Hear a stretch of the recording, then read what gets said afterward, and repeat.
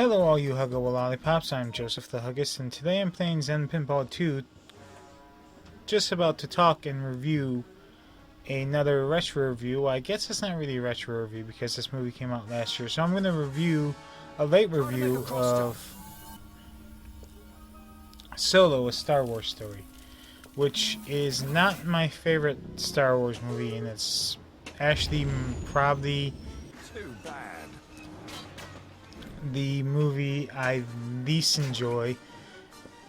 It's a better movie than Phantom Menace, but it's, at least with the Phantom Menace, there is nostalgia value for me. With this one, I just really, every time I watch it, which hasn't been very often, I've never really felt the need to rewatch it many times. That wasn't powerful enough. I think this is the third time I've actually seen it. It kind of drags on for me. It feels like it takes 3 hours, which is never good. But let's get into the plot of the movie. According to IMDb.com, during an adventure into the criminal underworld, Han Solo meets his future co-pilot, Chewbacca, and encounters Lando Calrissian years before joining the rebellion. Pretty simple plot. How many times did I lose interest in this movie? It was 8 times I've lost interest in this movie, and this is the only Star Wars movie where I can walk away and be like, alright, I don't care, I'll miss this. I have something that It was 8. I could take back from babysitting this movie and not feel bad about missing a scene or anything. Yeah. How did it look? It looked absolutely awful to me. I hate dark movies. And more than 50% of this movie is dark. It's almost like they were... I feel like dark movies are just trying to hide how uncreative they are. Don't move. Like, if you need to... I realize it's a set piece to have some dark movies, but I need to take a little break right there. There we go. I never enjoyed dark movies. It's also why I hate the ending. I hate Suicide Squad because the ending is so dark you can't see anything. But I do believe like more than half the movie, all the way up to the Kessel Run, there was a lot of dark scenes in it where it wasn't bright. It bothers me. It sounded alright. The music, I don't really remember having any memorable things from it. It sounds like Star Wars, so This can't be happening. Not yet. character one I want to talk about is Han Solo, and I have no problem with the performance. I mean, it's not like it's easy to fill the shoes of Harrison Ford and be a young Harrison Ford. He's so iconic to every role he's in. I do feel like at the times that he is kind of stupid, but for a lot of times he was in love, and being in love with someone does make you stupid, so I do understand that. Character number 2 is Tobias Beckett, and I like Beckett. I wish we could have gotten to know more of his crew before they just killed him off. Like, there is no reason to like his crew. But I thought Woody Harrelson did a fine job in the role. It was weird seeing him in the Star Wars movie. And I don't think of him as a gunslinger, and he kind of was in this movie.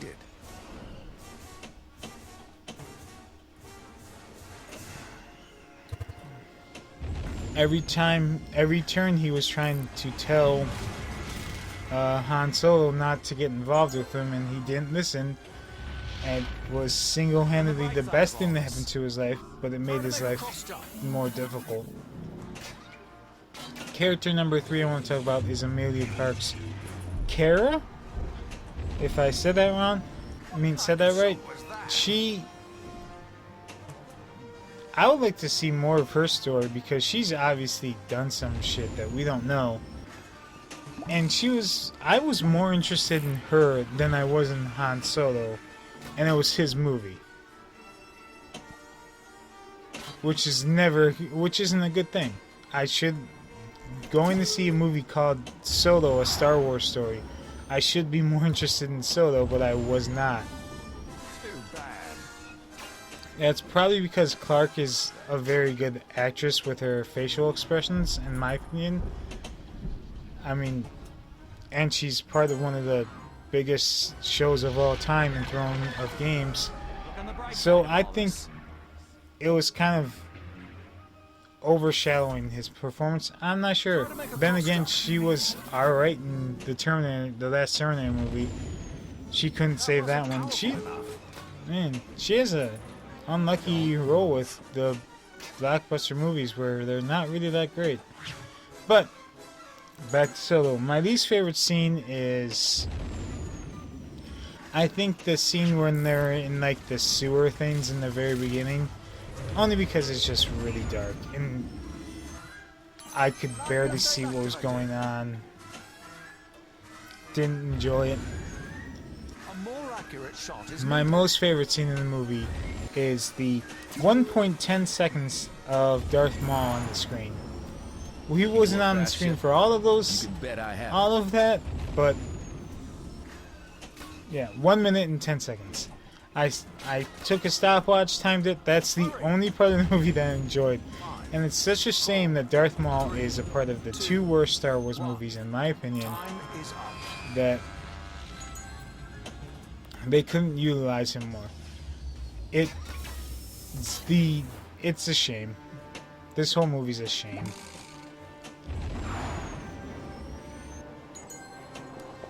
Alright, my thoughts. My first one is, I don't like movies with the blue tint on them. It makes it hard for me to see what's going on. At least with the first one, the light hurts them, so you can understand why it would be in a blue tint. I think I've already harped on that enough. My thought number 2, does anyone actually care about where Han got the dice? I never saw the dice on the Falcon. I was like, I want to know that story. Not once. Even the way he gets them, he steals them from that ship that he stole. Like, he didn't even get them from anyone important. It was stupid.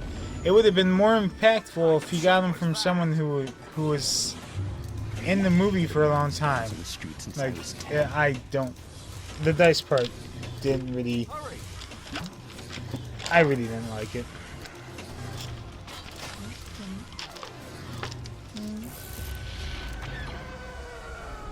I actually do love where they got the name Solo. How he got it just from signing up to be a pilot in the Empire, and I think him joining the Empire and deserting the Empire actually kind of, I could see Solo doing that. If obviously they made him do that, but I could see him before this movie. I was like, oh, I could have believed that.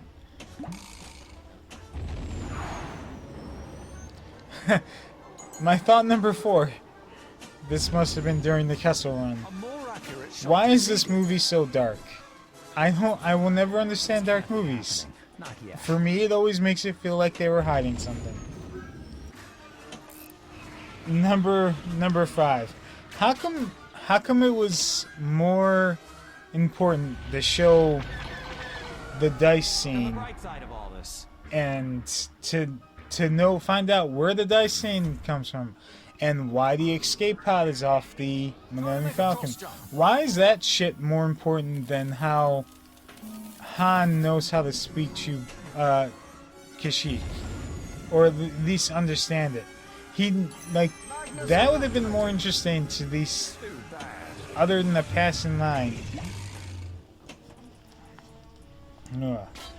Thought number 6. did they see K2SO in Rogue One and say to themselves, oh, droid that's amusing and funny and has charisma. That worked. Let's do that again for a Solo and make L3 and make it even wackier and zanier and just think, oh, that worked once, we can do it again. Is that all they did for this one? They couldn't have thought of, like, I enjoy L3, but I mean, it was almost like watching Rogue One's droiding. Guy with handsome goods. Reasonable choice. Yeah. And my last thought that I wrote down, because I got sick of writing at this point, was Solo remembers his life before he ran away. He remembers his dad, but he doesn't remember his last name. You would think if he can remember his dad, he would be able to remember his last name. Yeah. I didn't get that. So, out of a scale of 1 to 10, I'm giving it a 5, which is I believe the lowest rated Star Wars movie for me. And on a scale of 1 to 5 to recommend it to someone, I give it a 2. I don't completely hate it, but it wasn't really enjoyable for me. I saw it opening night, and it was a bad signal when. It's a bad signal when we go to see a movie and only like 20 seats are sold Looking for a fast ship? out of a theater of Bet like I have it. 120. So that's not even 50% of the seats sold. Opening night, the theater was dead for a Star Wars movie, no less. That sucks. The funny thing is, I went to go see it with a friend of mine, and we actually ran into their family there. They're his cousins, and that was probably the best part of this movie. I'll remember that more than I will the movie. With all that being said, thanks for watching, and have some grape juice, and I'll see you for the next movie.